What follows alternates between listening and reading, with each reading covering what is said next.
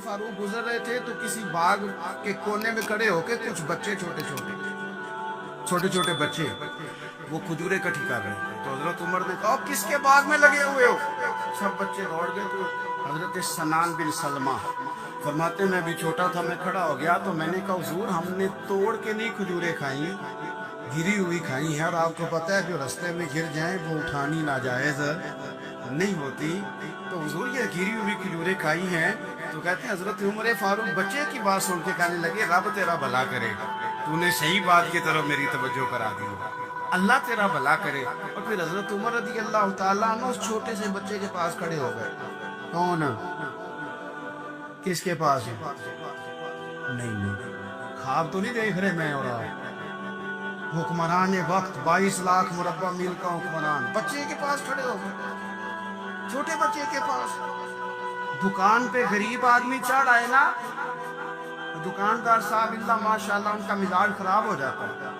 वो तीसरी चीज के ना वो वाली दिखाओ तो कहते लेनी है तो ले, तो जा।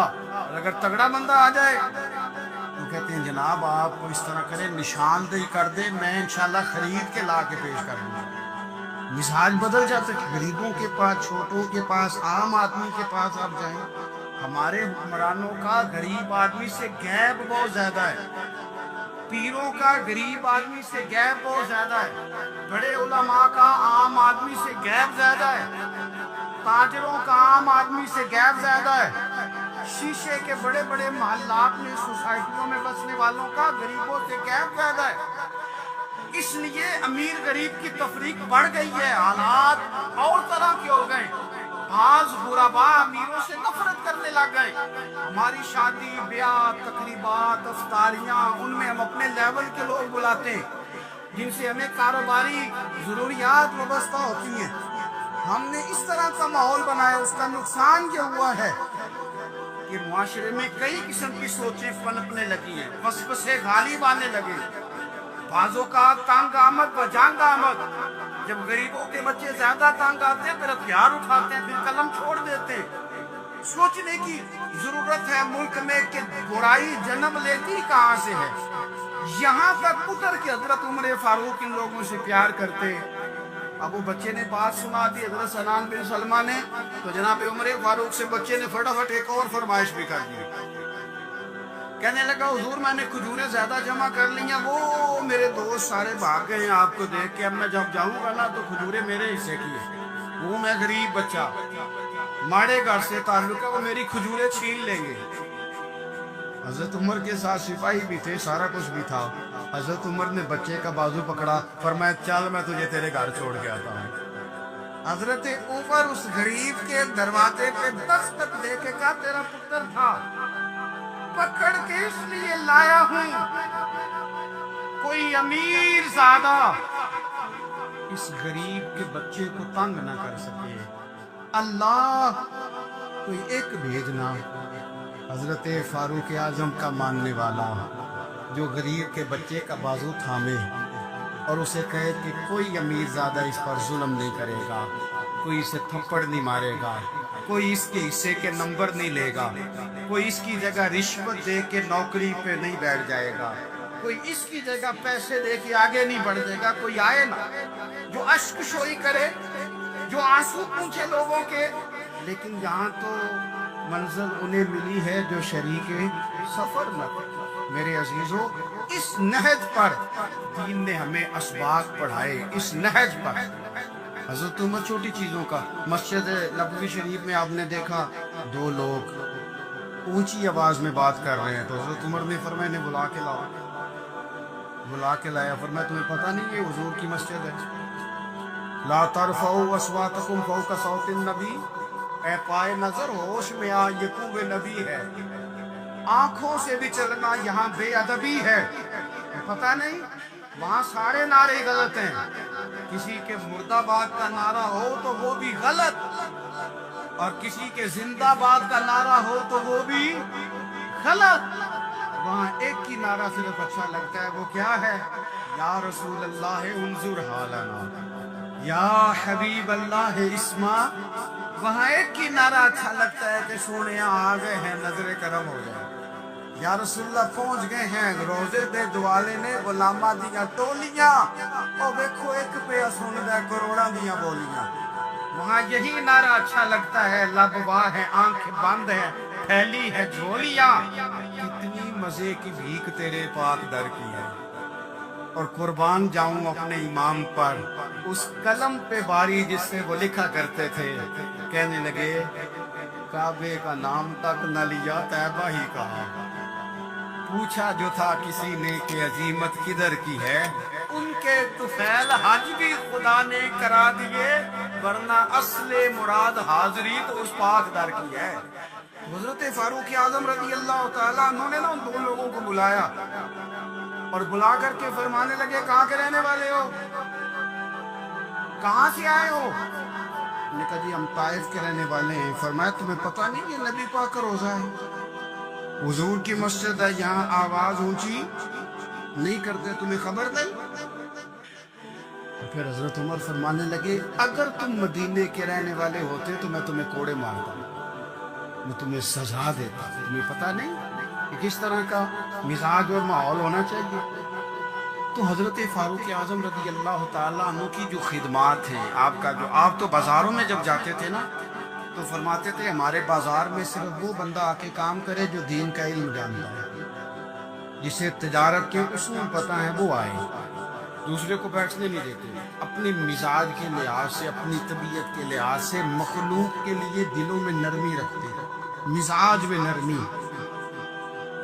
ایک بات آپ نے کئی دفعہ سنی ہوگی میرا بڑا دل کرتا ہے پھر سے اس کو دہراؤں میں نے اسے سینکڑوں بار پڑھا ہے جب طبیعت پوری بے چین ہوتی ہے اور اپنی ذمہ داریوں کا احساس کرنے کو دل کرتا ہے نا تو پھر خیال آتا ہے کہ ہم بھی پڑھے ذرا ان چیزوں کو بار بار پڑھتا ہوں تاکہ احساس ذمہ داری پیدا ہو آپ کے غلام اسلم فرماتے ہیں رات کو میں اور جناب عمر نکلے تھے تو ایک مکان میں ہم نے دیکھا کہ ایک عورت نے نا اس کے بچے بار بار شور کر رہے ہیں اور وہ کچھ پکا رہی ہے آواز آ رہی ہے تو حضرت عمر نے دروازے پہ دستک دی کون ہے دروازے کہا میں ایک غلام ہوں حضرت عمر کہتے ہیں غلام ہوں بہن کیا مسئلہ ہے بچے کیوں رو رہے ہیں تو بی بی کہنے لگی تمہیں کیوں بتاؤں جاؤ نا اپنا کام کرو حضرت عمر نے اصرار کیا تو تلخ لہجے میں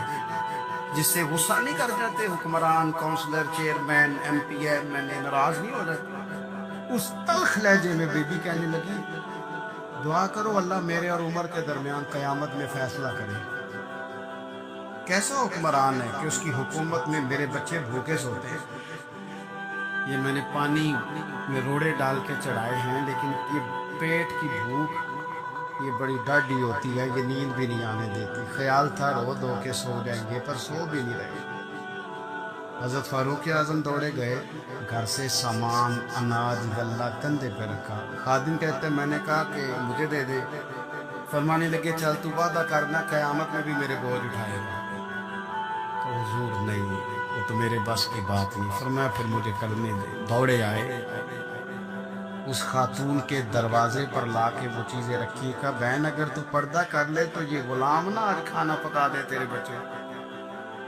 پھر وہ گھی چڑھا کے چینی ڈال کے کچھ سامان پکتا تھا وہ کھانا پکایا غلام کہتے ہیں جب پھونکے مارتے تھے تو داڑھی سے دھواں نکلتا تھا آگ جلاتے تھے دھواں نکلتا پھر کھانا پکایا پھر ان بچوں کو کھلایا پھر حضرت عمر فاروق رضی اللہ تعالیٰ عنہ نے تھوڑے پیچھے بیٹھ گئے تو بچوں کے ساتھ اس طرح کی باتیں کرنے لگے کہ وہ ہنس پڑے جناب اسلم کہتے بچے اس بیوہ کے ہنستے تھے بچے ہنستے تھے اور عمر روتے تھے جب وہ ہنستے تھے تو فاروق روتے تھے پھر وہ بچے آہستہ آہستہ لیٹنے لگے اور جب وہ سونے کی طرف بڑھنے لگے تو حضرت عمر کہنے لگے بہن میں جاؤں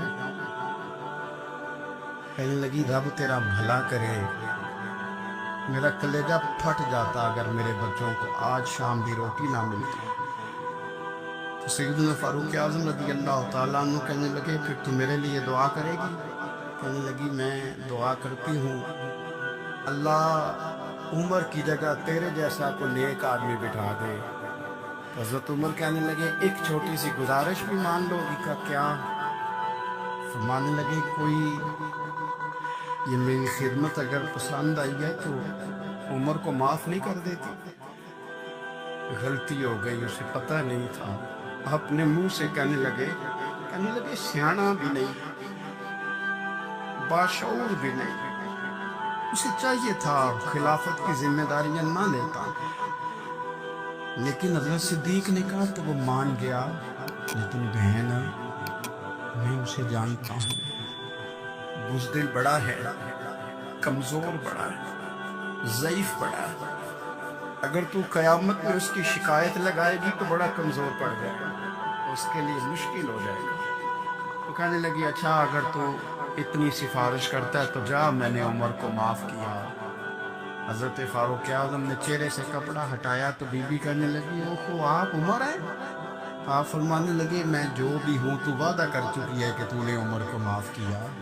پھر باہر نکلے اور اپنے خادم جناب اسلم سے کہنے لگے 2 بندے اور بلا اور انہیں گواہ بنا کہ میں نے اس غریب کے روتے بچے ہنسائے ہیں، تو جا کے ان کو بتا میں نے وہ ہنسائے، اس کے بھوکے بچوں کو میں نے روٹی کھلائی، اور تو گواہ ہو جا کہ اس بی بی نے خود کہا ہے بغیر جبر کے، میری گزارش پہ کہا ہے کہ میں نے عمر کو معاف کیا۔ کیوں نہ ہم بھی اپنی اپنی ذمہ داریوں کا احساس کر لیں، کیوں نہ ہم بھی جہاں جہاں ہماری ڈیوٹی ہے ہم بھی وہاں غور کر لیں، کہیں ایسا تو نہیں کہ ہم بھی کمزور پڑ گئے ہیں، ذمہ داری تو لے لی ہے پر اب ہم ادا نہیں کر پا رہے۔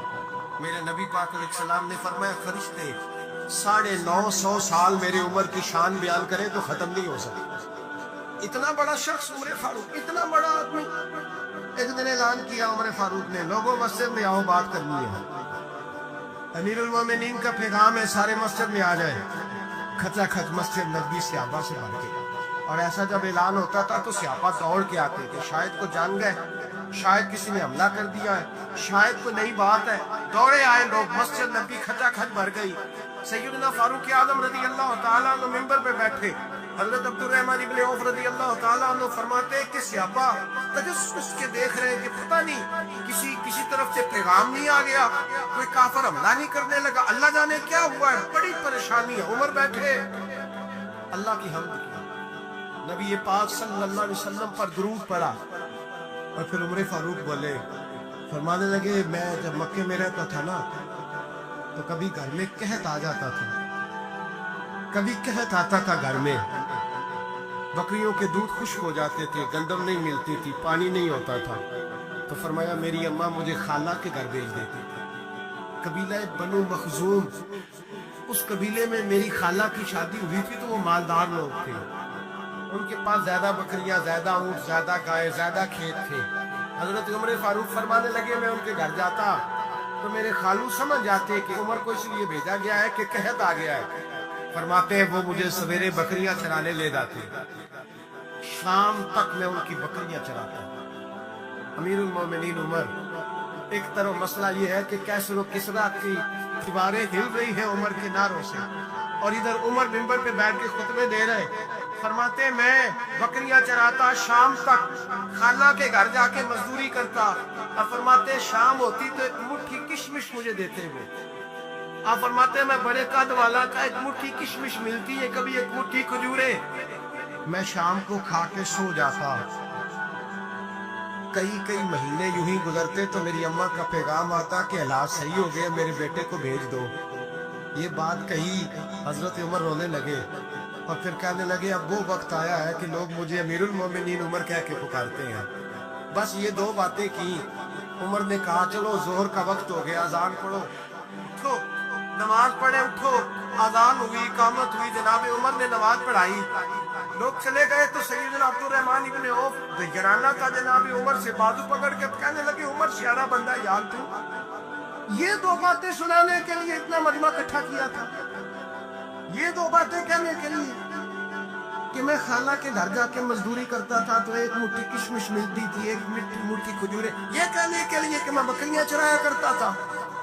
تو حضرت عمر فاروق رضی اللہ تعالیٰ عنہ پھٹ ہوئے، پھر آنکھوں میں آنسو آئے، کہنے لگے عبد الرحمن آج نا مصر شام سے کچھ لوگ آئے تھے اور وہ بتا رہے تھے کہ عمر تیرا ڈنکا وہاں بھی بڑا بجتا ہے، وہ مجھے کہہ رہے تھے تیرے نام کے وہاں بھی بڑے دبدبے ہیں، بڑے تذکرے ہیں، تو میرا نفس مجھے کہہ رہا تھا عمر دیکھا تو یہاں بیٹھا ہے اور وہاں تیرے نام کا شور ہو رہا ہے، مجھے اس نے بڑا کیا ہے، تو میں نے آج مصطفیٰ کے سارے غلام کٹھے کر کے اپنی اوقات بتا دی، میں نے اپنی اوقات بتائی ہے کہ میں کچھ نہیں، کوئی شے کوئی چیز ہی نہیں، اسی کسی سے کچھ نہیں جے لگ دے، نہ کوئی ساڈا دردی، میں نے بتایا ہے کہ میں تو کسی کے بکریاں چرا کے ایک مٹھی کشمش لے کے گزارا کیا کرتا تھا، گزارا مجھے میرے کچھ ساتھی نا لے گئے گجرا والا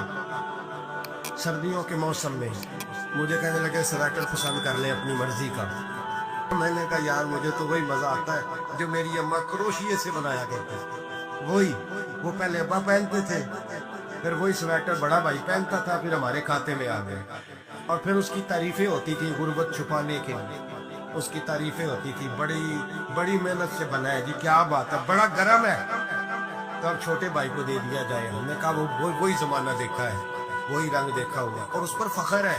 اب تو لوگ جب کچھ ہو جاتا ہے نا، دو چار لوگ جاننے لگتے ہیں تو لوگ فٹافٹ دعویٰ کر دیتے ہیں خاندانی رئیس اعظم، بڑی بات ہے، ایسی کوئی بات نہیں، جس کو اپنا آپ یاد رہتا ہے اسے خدا بھی یاد رہتا ہے، جسے اپنا آپ یاد رہتا ہے اسے رسول اللہ بھی یاد رہتا ہے، جسے اپنا آپ یاد رہتا ہے اس کی نظر میں دوسرے لوگ بھی کچھ ہوتے ہیں، میں عمرے کے لیے حج کے لیے جاتا رہتا ہوں، رب مجھے اپنے فضل سے بلا لیتا ہے، تو میں ایئرپورٹ سے نیچے اترا تو ایک صاحب میرے جاننے والے تھے، دوڑ کے آئے اور مجھے کہنے لگے کیا بات ہے، سنا ہے اس دفعہ آپ سعودی ایئر لائن سے آئے، سیدھا مدینہ شریف آئے، کیا بات ہے آپ کی؟ اور میں نے کہا صاحب چھوڑ دے، میں بھی جب پہلی دفعہ آیا تھا تو میں بھی بڑا گور کے ایئرپورٹ دیکھتا تھا، میں نے کبھی دیکھا جو نہیں تھا، میں بڑا گور کے دیکھتا تھا، کوئی ایسی بات نہیں ہے، یہ نظام قدرت ہے، بادشاہ کے فیصلے ہیں، وہ جب چاہتا ہے جس طرح کے چاہتا ہے فیصلے فرما لیتا ہے، تو یہ اس کے فیصلوں کی بات ہے، ہم لوگ نا جس حیثیت پہ ہوتے ہیں وہیں رہ جاتے ہیں، پچھلی بات بھول جاتے ہیں، اس لیے ہم چاہتے ہیں جو بھی ہمیں ملے جھک کے ملے، جو بھی آئے، اور یہ میرا آپ کا سب کا مشترکہ معاملہ ہے۔ میرے نبی پاک صلی اللہ تعالیٰ علیہ وسلم نے صحابہ سے پوچھا تمہیں بتاؤں جنت کے بادشاہ کون ہوں گے؟ جنت کے عام لوگ نہیں، جنت کے بولیے نا ذرا، جنت کے اللہ بادشاہ، جنت میں تو جانا بڑی بات ہے، حضور جنت کا بھی بادشاہ، ابن ماجہ میں لفظ ہے، تمہیں پتہ ہے جنت کے بادشاہ کون ہوں گے؟ تو میرے مصطفیٰ کریم صلی اللہ تعالیٰ علیہ وسلم کے غلاموں نے کہا حضور ہمیں نہیں پتا، تو حضور نے فرمایا جنت کے بادشاہ وہ لوگ ہوں گے جنہیں دنیا میں کوئی بھی نہیں جانتا تھا، جن کے کپڑے سادے ہوتے تھے، جو غریب لوگ ہوتے تھے، جو سفارش کرتے تھے تو ان کی قبول کوئی نہیں کرتا تھا، جو کسی کے ساتھ جاتے تھے تو ان کو مانتا کوئی نہیں، وہ جنت کے بادشاہ ہوں گے، بادشاہ۔ اور فرمایا قیامت کے دن جب لوگ انہیں دیکھیں گے تو ان پر فخر کریں گے، رشک کریں گے، کہیں گے کیا بات ہے تمہاری، یہاں تو شوق ہی بڑا ہے، غریبوں نے بھی پوسٹر بنائے ہوئے ہیں، ڈاکوؤں لٹیروں چوروں کی تصویروں کے ساتھ لگوائے ہوئے، اپنے آپ کو بڑا کرنے کے لیے۔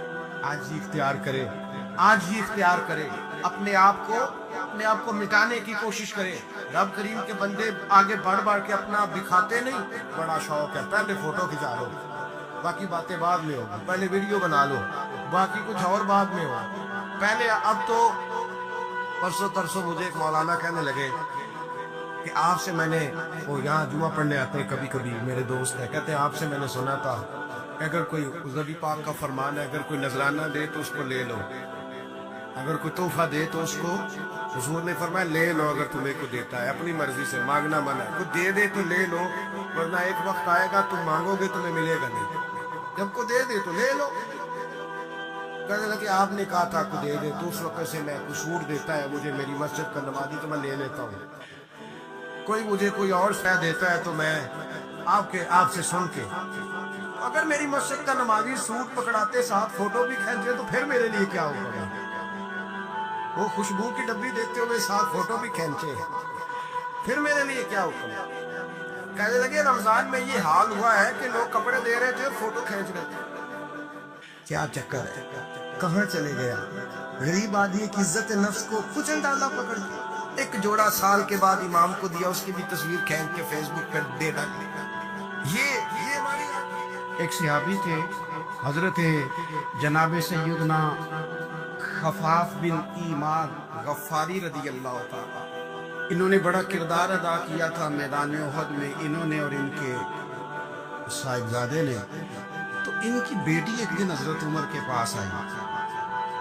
اب وہ بیٹی بیاہ کے جا چکی تھی, اس کی شادی ہو گئی تھی. حضرت خفاف بن ایمان رضی اللہ تعالیٰ عنہ کی صاحبزادی اپنے سسرال چلی گئی تھی, وہاں اس کا خامد انتقال کر گیا. وہ خاتون واپس آ گئی, وہ حضرت عمر سے ملی, بیوہ عورت. اس بیوہ خاتون نے آ کے, جہاں تو میرے بھائی وہ فوجی بیچارے جن کی بیویاں, جن کو ایک تقریب میں تو خوب ایوارڈ دینے کے لیے بلایا جاتا ہے, میں نے یتیمی کا وقت گزارا ہے, مجھے پتا ہے کہ 2-4 مہینے لوگ آ کے کہتے ہیں کوئی حکم ہوا تو 10 آ جائے. جب 1 سال گزر جاتا ہے تو پھر لوگ کہتے ہیں 4 پرانے کام کیوں نہیں کرتے. تو ایسے تو نہیں نا کہ ابا ایسے ہی چلا گیا تھا, بڑا کچھ دے کے گیا, کدھر ہے فلانی چیز.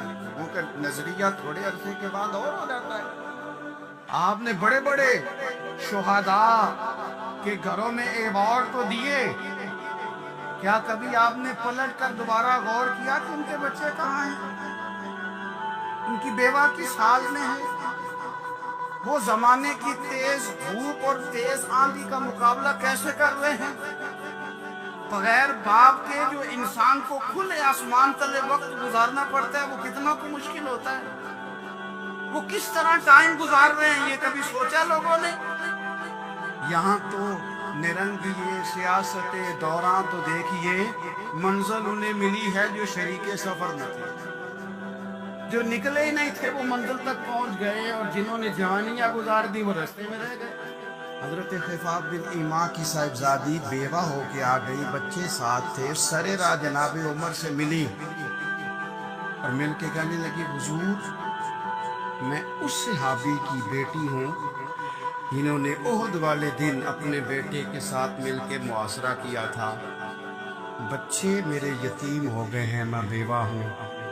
حضرت فاروق اعظم رضی اللہ تعالیٰ عنہ نے فہرست نہیں مانگی, خرچے کی ڈیٹیل نہیں مانگی, تم آنا فلانے سے ملنا, پرسوں 9 بجے آ جانا دفتر, یہ کوئی بات نہیں تھی. حضرت عمر غور سے کھڑے, اس بیٹی کی بات سنی, چھم چھم سیدنا فاروق کی آنکھوں سے آنسو گرے, دوڑ کے گھر گئے, ایک اونٹ نکالا, وہاں سے مال غنیمت کا مال کے بھر کے 2 بوریاں, اور بوریوں میں کیا تھا؟ چاندی بھی تھی, نقدی پیسے بھی تھے, کچھ ضرورت کا سامان بھی تھا, غلہ بھی تھا. 2 بوریاں بھر کے اونٹ پہ رکھ کے خود لگام اس بیٹی کے ہاتھ میں تھما کے کا پتر, سامان بھی تیرا ہے, اونٹ بھی تیرا ہے. اور یہ نہ سمجھنا یہی کچھ تجھے دیا ہے, جب یہ ختم ہوگا تو رب تیرے لیے اور بندوبست فرمائے گا. کیا مانا کہ ڈیوٹیاں لگا دی گئی ہیں, ہمیں پتہ ہے یہ سامان کب تک ختم ہو جائے گا, پیسے کب تک ختم ہو جائیں گے, تیرے لیے میں نے نئے حکم بھی جاری کر دیے ہیں. حضرت عمر وظیفہ لگانے لگے تو حضور کے گھر میں خدمت کرنے والے حضرت اسامہ بن زید کا وظیفہ ڈبل لگایا, اور اپنے بیٹے عبداللہ ابن عمر کا وظیفہ سنگل لگایا. تو حضرت اسامہ بن زید کہنے لگے, ابا جی میں نے تو ہجرت بھی کی, جہاد بھی کیا, اسامہ تو ان دنوں بچے تھے. تو حضرت سیدنا عمر فاروق جواب میں کہنے لگے, پتر اسامہ کے والد زید نے بھی حضور کے گھر میں نوکری کی, اسامہ بھی نوکری کر رہا ہے. حضرت عمر کی شان کیا ہے زمانہ جانتا ہے, اور پھر بھی حضرت عمر فرمانے لگے, تو نے اپنے باپ کے ساتھ ہجرت کی, فرمایا ان کی خدمت زیادہ ہے حضور کے گھر میں, لہذا ان کا وظیفہ بھی زیادہ لگایا جائے گا. چادریں آئی تھی مال غنیمت میں, ڈھیر ساری چادریں, ڈھیر ساری. حضرت عمر نے صحابہ کرام علیہم رضوان کی ازواج پر صحابیات پر وہ چادریں تقسیم کر دی. ایک چادر بڑی خوبصورت نکلی اندر سے. تو سب کہنے لگے حضور یہ نا خاتون اول کے لیے سوٹ کرے گی، آپ کی اہلیہ کے لیے سوٹ کرے گی، کبھی آپ گھر لے جائیں نا، یہ سب سے بہتر ہے. تو یہ حضرت عمر کی بالغ نظری ہے. وہ کیا بندہ ہوا جس کی ہر جگہ نظر ہی نہ ہو.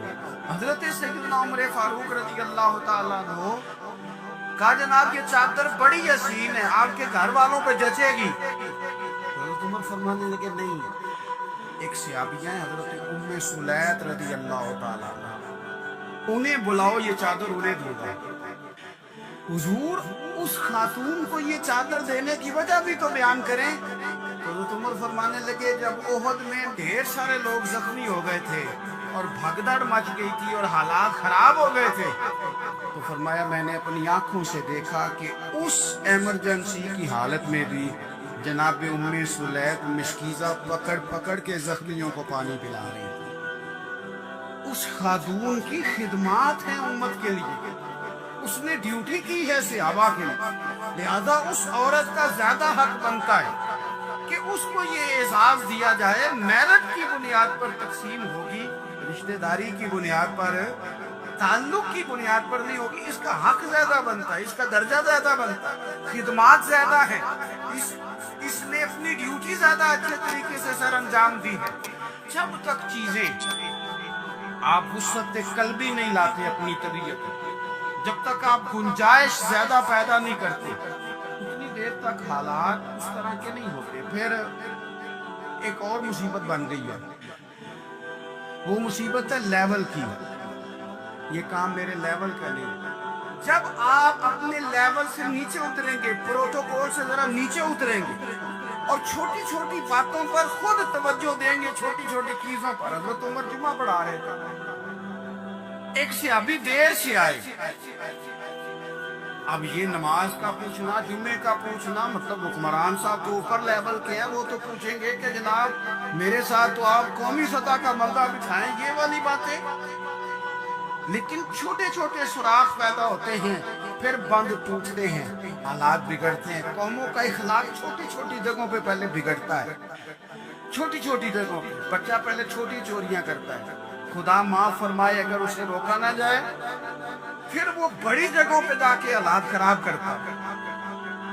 حضرت عمر فاروق ایک صحابی دیر سے جمعہ پڑھنے آئے تو حضرت عمر نے بعد میں بلا لیا.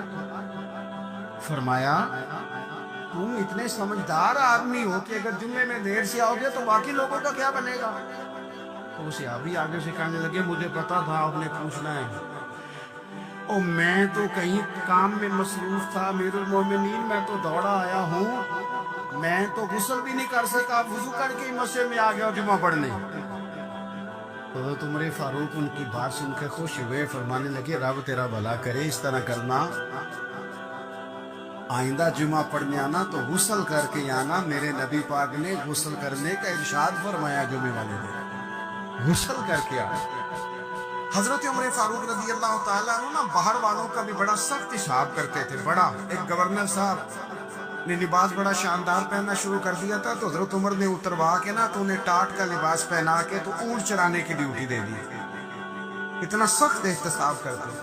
کسائی کی دکان پر بھی 1-2 گھنٹے کھڑے ہوتے تھے. جو آدمی مسلسل 2 دن گوشت خریدتا تھا نا، فرماتے تھے اس کا ٹیکس بڑھا دو، لوگوں کو دال نہیں مل رہی اور یہ روز گوشت کھاتا ہے. حضرت فاروق اعظم اس کو جزیہ کہا جاتا تھا، یا کچھ اور معاملات ہوتے تو بڑھا دیتے. مسلسل جو 2 دن آدمی گوشت کھاتا تھا، فرماتے تھے مدینے میں غربت ہے، اگر یہ والا نظام تم کرو گے تو غریب لوگ کس کی طرف دیکھیں گے. لیکن اس سے زیادہ بڑھ کر جو ان کی زندگی کا معیار اور سٹیٹس تھا وہ یہ تھا کہ اپنے گھر کا خاص خیال رکھتے، خاص توجہ کرتے. ملک شام سے اور ایران سے کچھ لوگ آپ کی خدمت میں آئے تو وہاں سے کچھ کنیزیں بھی آئیں، ان کے بادشاہ کا پیغام لے کے. شاہ ایران کی کنیز کو ملکہ نے کہا کہ نا حضرت عمر کی زوجہ کو دیکھ کے آنا ذرا کس طرح کی. ہمارے ملک میں کیا کہتے ہیں خاتون اول، باقی سارے دو میں خاتون اول.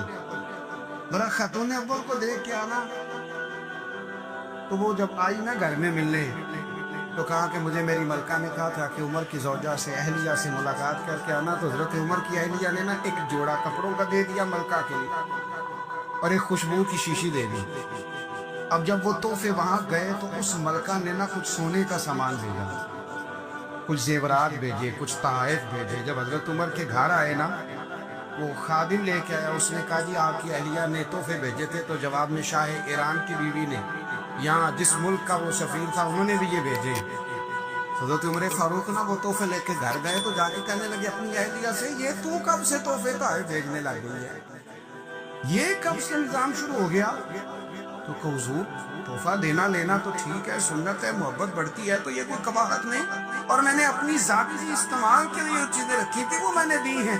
حضرت عمر فاروق رضی اللہ تعالیٰ عنہ فرمانے لگے ہم نے کسی ملک کے ساتھ اور اس کے بادشاہ کے ساتھ ذاتی تعلق نہیں بنانا، تعلق جو بھی بنے گا رسول اللہ کے دین کی برکت سے بنے گا، ذاتی رشتے نہیں ہم نے قائم کرنے۔ ذاتی آپ کے ملک کی جو ایئر لائن جس کا ہر سال خسارے کا ڈڈورا پیٹا جاتا ہے نا، وہ ہمارے بادشاہ صاحب اور صدر صاحب اگر غیر ملکیوں کو گھوڑا کبھی بھیجنا ہو نا، گھوڑا، تو پورا ایک جہاز گھوڑا لے کے تحفے میں جاتا ہے، پورا جہاز غریب قوم کا یہ سرمایہ، اور قوم بڑی بادشاہ ہے، لائنوں میں لا کے ووٹ دیتی ہے۔ دو کام ہمیشہ لائن میں لا کے کرنے، ایک بل لائن میں لا کے جمع کرانا ہے اور ایک ووٹ لائن میں لا کے، تاکہ پھر پورے 5 سال لائن میں ہی لگے رہیں۔ مرضی سے آپ ووٹ دینا، پر جو بات درست ہے اس کو سنو۔ حضرت عمر فاروق رضی اللہ تعالیٰ عنہ نے اپنی اہلیہ سے پوچھا کتنے کا تھا وہ تیرا جوڑا اور خوشبو کی شیشی؟ انہوں نے کہا 3 دینار کی۔ فرمایا یہ 3 دینار تیرے، اور باقی جو تحفے آئے ہیں وہ تو خود کہہ، کیونکہ اس نے تیرے نام بھیجے ہیں، تو کہہ کہ میں مال غنیمت میں دیتی ہوں، تو کہہ میں مسلمانوں کو کہہ۔ تو زوجہ ہنس پڑی، کہنے لگی میں نام ہی کہوں تو مجھے کہنا تو پڑے گا ہی، کہنا تو میں نے ہے ہی، کیونکہ سامنے عمر فاروق ہیں، لہذا سر میں کہہ دیتی ہوں میں نے دیا خزانے کو۔ حضرت عمر نے جمع کرا لیا۔ یہ کیا بات ہے، میرے گھر والے جو مرضی کرے، ان کا معیار زندگی اس طرح کا مرضی ہو۔ اور حضرت عمر ایک جملہ کہا کرتے تھے، اللہ کرے کہ یہ باتیں اس دور حاضر میں ہماری سمجھ میں آئیں۔ حضرت عمر فاروق رضی اللہ تعالیٰ عنہ اپنے بچوں کو فرمایا کرتے تھے کہ بہت آدمی کو بھوک لگی ہو نا، اور پھر اس کی پسند کا کھانا پکا ہو، اتنے شوق سے وہ اس کھانے کو دیکھتا ہے نا، فرمایا اس طرح پوری قوم اپنے بادشاہوں کے خاندان کو دیکھتی ہے، اس تیزی کے ساتھ دیکھتے ہیں کہ ان کے گھر میں کیا ہو رہا ہے، ان کا معیار زندگی کیا ہے، ان کا سٹیٹس کیا ہے۔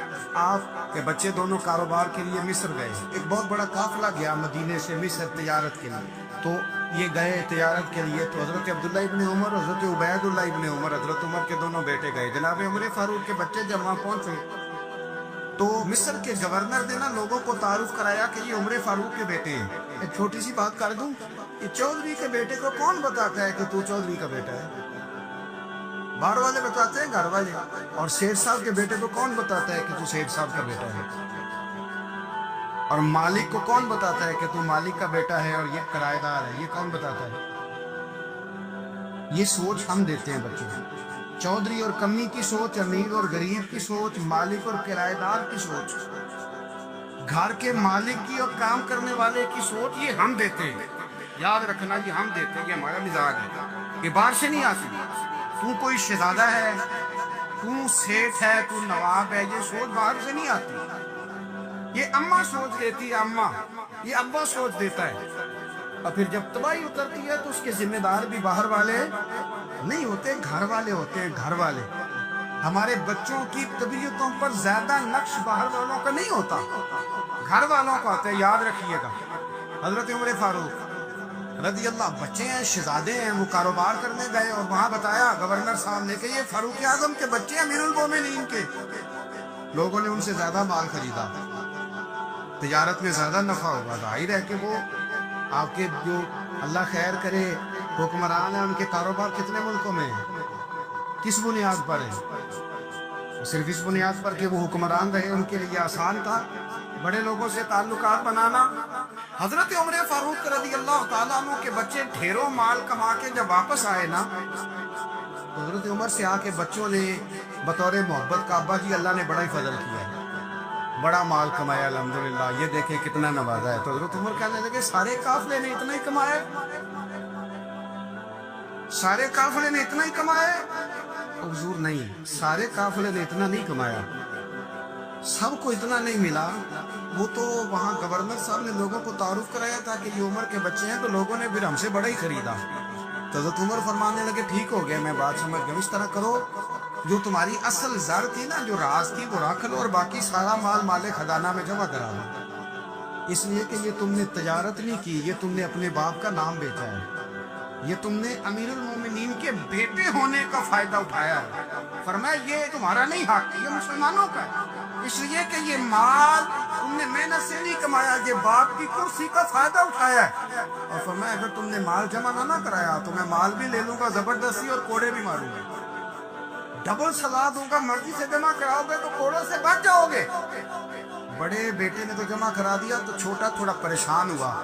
तो हज़रत अब्दुल्लाह इब्ने उमर छोटे भाई का माथा चूम के कहने लगे बेटे चुप करके जमा करा, यहाँ भी फख्र करके हम उमर के बेटे हैं और कयामत में भी फख्र करेंगे कि हम फारूक आजम के बेटे हैं। यहाँ भी नाज करेंगे और वहाँ भी नाज करेंगे कि उमर के बच्चे हैं। हमारे बाप ने खुद भी हलाल ही खाया है और जब हमारी कमाने की बारी आई है तो हमें हुक्म भी हलाल खाने का दिया। भाई हमारा मिजाज नहीं। बच्चा जब लेके आता है 2 लाख रुपया तो कभी पूछा कहाँ से आया? जब वो पहले दिन गलत दोस्तों के पास जाके बैठता है तो कभी निकाला है घर से उसे? ये बहुत सारे खमियाजे हमें इसलिए भुगतने पड़ते हैं कि हम इब्तदा में सुराख बंद नहीं करते। जब उसमें शिगाफ पड़ जाता है, सैलाब आता है तो हमें होश आती है। हजरत उमर ने अपने घर में निगरानी रखी, कड़ी निगरानी। ज्यादा नमाज घर में पढ़ते थे हजरत उमर, नफली नमाजें ज्यादा क्यों भला? मेरे अस्ताद मुझे हुक्म देते थे कि फर्द नमाज के अलावा नमाजें घर में पढ़ना, बच्चों को आदत पड़ेगी, ज़ौक़ पैदा होगा, उनको पता चलेगा कि हमारे घर में 5 वक्त कोई और काम भी होता है। भाई याद रखें कि आपने अगर सजदा करना है तो बच्चा लेट जाएगा, उसे पता को नहीं सजदा क्या है। लेकिन जब घर में कभी कुरान अब्बा जी खोल लेना, मैं अक्सर कहता हूँ जब अब्बा जी का मूड बन जाए ना लेक्चर देने का, वो घर में शुरू हो जाते हैं, कहते हैं हम लोग नमाज नहीं पढ़ते इसलिए मेरे कारोबार में बरकत कोई नहीं, तुम मेरे कुरान पाक नहीं खोलते तो मैं तबाह हो गया। तो मियाँ आपने कब घर में कुरान पाक खोला था? आपने कब नमाज पढ़ी? आपने कब घर के अंदर अल्लाह रसूल का जिक्र किया था? आपने कब हदीस छेड़ी? आपने भी तो घर के अंदर जब भी आप आए हैं तो आपने वही कुछ किया जो दुनियादार करते हैं। आप भी तो अपना मोबाइल लेके अलग कोने में बैठ गए। आपने भी तो कहा है कि अब तुम्हारे चैनल खत्म, अब मेरी मर्जी वाला चलेगा। तो जो आपने किया है बच्चे भी वही काम करेंगे। आपने भी गपशप लगाई है तो वो भी लगा रहे हैं। ये समझ नहीं, जो काम आप करेंगे आप अपने बच्चों की सीरत में उसका जलवा देख लेंगे। बड़ी पक्की सी बात है कि आपको बच्चे की आदतें देख के समझ आ जाएगी कि मैं भी यही करता था और ये भी। हजरत उमर फारूक रज़ी अल्लाह ताला अन्हु विसाल फरमा गए, तो आपके विसाल के बाद हजरत उस्मान गनी रज़ी अल्लाह ताला अन्हु ने आपकी एक बेवा से निकाह किया, हजरत उमर की एक बेवा से। जब वो आपके निकाह में आई तो कहने लगी हजरत उस्मान गनी से कि हुजूर ना तो मैं खूबसूरत हूँ और ना मैं जवान हूँ, ना आपकी कोई खिदमत कर सकती, मेरे साथ निकाह करना समझ में नहीं आया। क्या शानदार जवाब दिया हजरत उस्मान गनी ने, क्या खूबसूरत जवाब दिया। फरमाने लगे मैंने इसलिए निकाह नहीं किया कि मुझे तुम्हारे हुस्न से दिलचस्पी थी या तुम्हारी खिदमत की जरूरत थी, मैंने तो इसलिए निकाह किया है कि मुझे बताओ उमर फारूक घर के अंदर अपने रब की इबादत किस तरह करते, वो कुरान पाक किस तरह पढ़ते, वो रोया कैसे करते थे, इस्तिगफार का तरीका क्या, किस वक्त किस अंदाज में वो अपने रब को याद करते थे। इसलिए कि उमर कई दफा घर से आता था तो मैं उसके चेहरे पर नूर देखा करता, मैं रोशनी देखता था, एक मियार देखता। निकाह इसलिए किया है कि मुझे उमर की जो घर के अंदर की इबादत है उससे आगाह करो, ताकि उस्मान गनी भी चाहते हैं उस तरह के अमल करो जिस तरह के उमर फारूक करके गए। भाई जब तक हम अपने घर में वो तवज्जो नहीं देंगे, वो मिजाज देखे ना, हमारे घरों में जब नक्शा पास होता है तो टीवी लान भी उसमें होता है, ड्राइंग रूम भी होता है, नमाज की जगह भी होती है नक्शे में। सहाबा जब घर बनाते थे तो एक मस्जिद बैत का नक्शा पास करते थे, जहन में रखते थे कि ये कोना नमाज के लिए, वहाँ जूते लेके कोई नहीं जाएगा, वहाँ नमाज पढ़ी जाती थी, औरतें वहाँ इतिकाफ करती। टीवी लान तो आ गया है, اور گھر کے اندر ٹی وی رکھنے کے لیے تو ایک کمرہ الگ سے بنا دیا گیا ہے، اور اب جو نئے نقشے پاس ہو رہے ہیں اس کے اندر گھروں کے اندر جگہ بنائی گئی ہے جہاں کمپیوٹر رکھے جائیں، اور بچوں کے لیے وائرنگ ہوگی نیچے تاکہ انہیں کوئی مشکل درپیش نہ ہو۔ یہ ساری چیزیں ہم نے نہانے کے لیے گھروں کے اندر اتنے اتنے بڑے واش روم بنائے ہیں کہ لگتا یہ ہے کہ سوائے نہانے کے اور کام ہی نہیں کوئی گھر میں ہوگا۔ ہر چیز آ گئی، اور اللہ کرے کوئی تفسیر بھی ٹیبل پہ پڑی نظر آئے، کوئی حدیث کی کتاب بھی ٹیبل پہ پڑی نظر آئے۔ اللہ کرے کہ جس طرح ابا لطیفہ سن کے آتا ہے تو جب تک سنا نہ لے اسے ہضم نہیں ہوتا، اللہ کرے کہ وہ جمعے میں بیان سن کے جائے تو اس کا بھی دل کرے میں اپنے بچوں کو سناؤں، وہ نبی پاک کی کوئی حدیث کہیں سے سنے تو گھر جا کے سنائے۔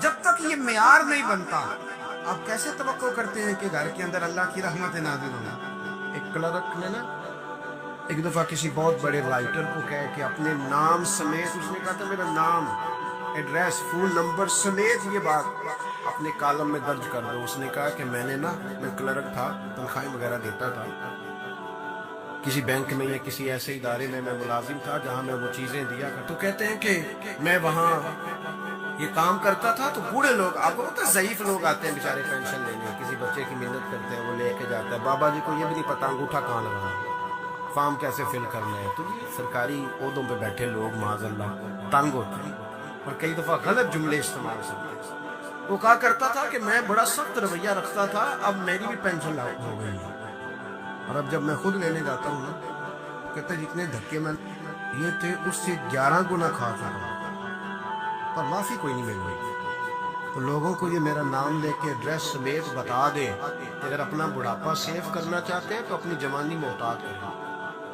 اگر اپنا بڑھاپا سیو کرنا چاہتے ہیں تو اپنی جوانی، اور بڑھاپے میں باتیں برداشت ہو، جوانی میں برداشت ہوتی ہیں، بڑھاپے میں تو لفظ سہے بھی نہیں جاتے، آنسو خود بخود نکل جاتے ہیں جب بچہ بات کرتا ہے۔ فیض ادب سے ملتا ہے۔ امام اعظم ابو حنیفہ، امام ابو یوسف سے کسی نے کہا کہ یہ امام اعظم کیوں ہے؟ فرمانے لگے یہ بڑے امام اس لیے ہیں کہ بڑا ادب کرتے ہیں، بڑے اس لیے ہیں کہ بڑا ادب۔ امام صاحب کے ساتھ 4-5 شاگرد بیٹھے تھے، ایک باغ میں آپ تشریف فرما تھے۔ اب تو ہمارے ہاں بڑی آسانی ہے، کتابوں کو آپ کمپیوٹر سے سرچ کر سکتے ہیں، حوالے بڑی آسانی سے مل جاتے ہیں۔ اب بھی بڑا مشکل ہوتا ہے، کتاب سے ڈھونڈنا بڑا مشکل ہے۔ ہم اپنے طالب علموں کو کبھی کہتے ہیں نا صرف کتاب ہی ڈھونڈ کے دے دو، تو وہ کہتے ہیں جی اس کو آپ لگایا ہی حروف ترجیح کے حساب سے کریں تاکہ ہمیں یہ مشقت نہ کرنی پڑے۔ آپ اس کو حروف ترجیح کے مشورے دیتے ہیں۔ کوئی کہتا ہے جی آپ فن کے لحاظ سے کتاب میں حدیث علیحدہ رکھا کریں، تفسیر علیحدہ رکھا کریں تاکہ ہمیں کوئی حرکت نہ کرنی پڑے۔ مشورے دیتے ہیں، چلو اچھے بچے بھی ہوتے ہیں، سارا کچھ ساتھ ساتھ ہی ہے۔ تخریج کا کام کرنا بڑا مشکل ہے آج بھی۔ جب آپ نے صحیح مطالعہ کرنا ہو تو پھر موبائل شوبائل بند کر کے ہوتا ہے۔ جب آپ نے کسی چیز پہ ریسرچ کرنی ہے، اس کو ہر لحاظ سے اور ہر زاویے سے آپ پڑھنا چاہتے ہیں، پھر یہ مشقت والا کام۔ اس زمانے میں زیادہ مشقت ہوتی تھی، گرمی بڑی سخت تھی، تو امام اعظم رحمۃ اللہ علیہ نے 2-3 شاگرد منگا لی۔ اب بڑی ساری سہولیات ہیں، جب ہم کچھ صفحہ 2-3 صفحے محفوظ کرنا چاہتے ہیں تو اس کا طریقہ ہم یہ رکھتے ہیں کہ ہمارے پاس پنیں ہوتی ہیں، پن لگا لی، اتنے صفحے سائڈ پہ کر لیے، پھر بہت ساری آسانیاں ہیں۔ اس زمانے کے اندر بڑا مشکل ہوتا تھا، کچھ کاغذ بھی بڑا مہنگا تھا، چیزوں کو سمیٹنا، اور اگر کوئی چیز بکھر جاتی تھی دوبارہ حاصل کرنا ایک مشقت والا کام۔ امام صاحب رحمۃ اللہ علیہ باغ میں بیٹھے تھے، کچھ حدیثوں پر کام ہو رہا تھا، ان کی جو روایات تھیں اس کے راوی جو تھے وہ مرتب کیے جا رہے تھے، چیزوں پر فقہ کے اصول بنائے جا رہے تھے۔ شاید 2-4-5 شاگرد بھی بیٹھے تھے، باغ کے ساتھ کچھ بچے کھیل رہے تھے، گیند گری ایک بچے کی۔ آپ کو پتہ ہے کہ ایک بچے کی ویسے ڈیوٹی لگائی جاتی ہے گیند ہی پکڑنے کی، کھڑا کرتے ہیں نا جی پیچھے اس کو کہ تو نے صرف گیند ہی پکڑنی ہے۔ مجھے چونکہ دلچسپی نہیں میچ سے، لہٰذا مجھے زیادہ نام وام نہیں آتے کہ اس کو کیا کہتے ہیں، تو اس کو کھڑا کیا تھا انہوں نے پیچھے۔ وہ گیند اچانک آ گئی نا جب باغ میں، تو بچہ دوڑا آیا، 12-14 سال کا بچہ جب وہ آیا نا باغ میں، تو امام صاحب نے آؤ دیکھا نہ تاؤ دیکھا، امام صاحب جھٹ سے اٹھ کے کھڑے ہو گئے۔ جب کھڑے ہوئے تو وہ کاغذ جو تھے وہ سارے بکھر گئے۔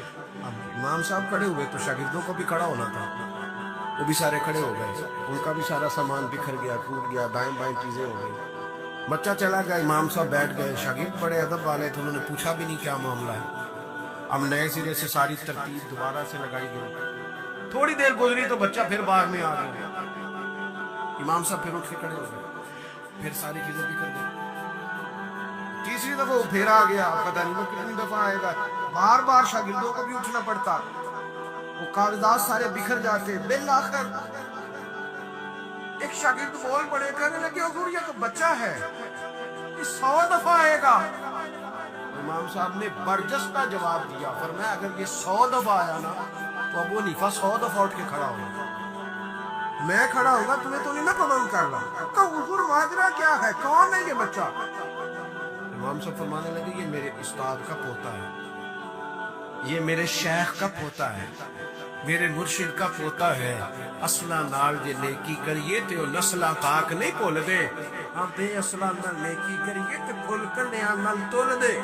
یہ میرے حضرت کا پوتا ہے, اس گھر سے میں نے فیض لیا ہے. فرمایا میں نے نمک کھایا ہے, یہ کیسے ہو سکتا ہے کہ یہ آئے اور میں اٹھ کے کھڑا نہ ہوں؟ یہ 1000 دفعہ بھی آئے تو میں کھڑا ہوں.